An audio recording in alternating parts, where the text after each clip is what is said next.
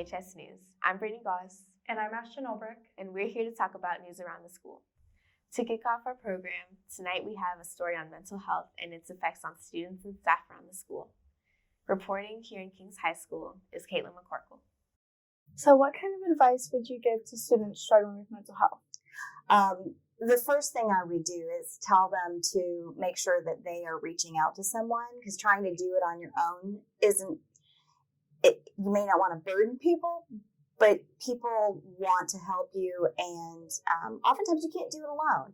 And then the second thing is, obviously take care of your body. They're so closely connected that, if you're not sleeping, you're not eating properly, you're not taking care of yourself, it just makes the problem worse and keeps you from being able to think your way through it and to use the coping skills that you already have. So how do you deal with your own mental health? Wow, that's a hard one. My favorite thing that I've learned about just in the last year or so is you can actually rewire your brain to be more positive.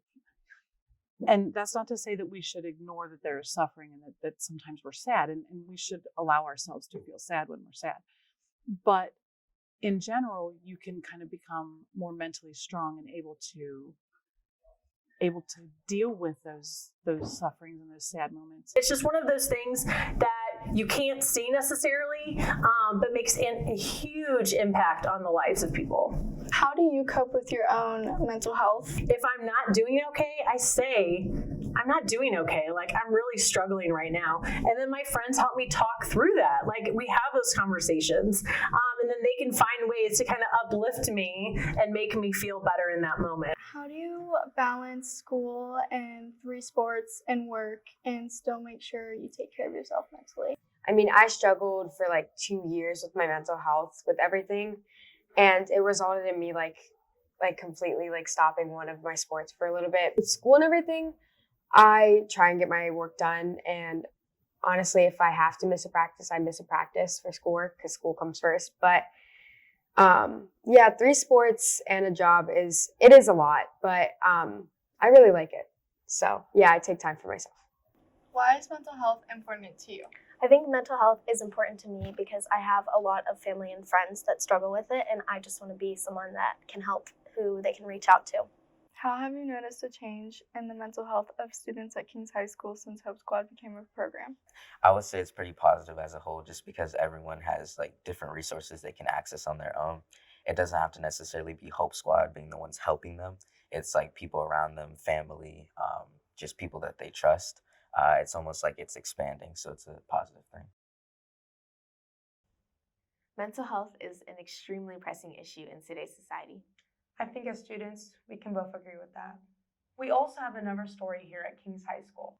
Our final segment tonight is on a school story about dog bones. Here's Kaitlyn again to explain about that. So when did your class start making dog bones? About 3 years ago, we started making them. When I came up to the high school, I was at Columbia, and we had therapy dogs every Friday, and so we wanted them to leave with something. Where does the money from the dog bones go? The money goes to all the ingredients and all the products that we need, and then it also will benefit the students. We go out to lunch, we go into the community, and then we have a huge prom at the end of the year that the kids will be going to, that we will use that money to pay for their tickets.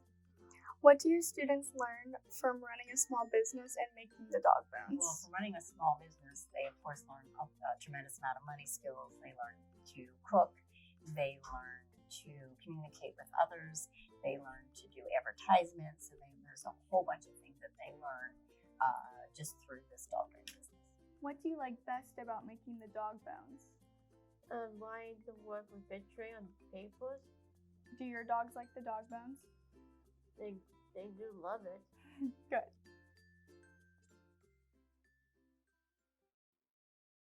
Aw, so cute.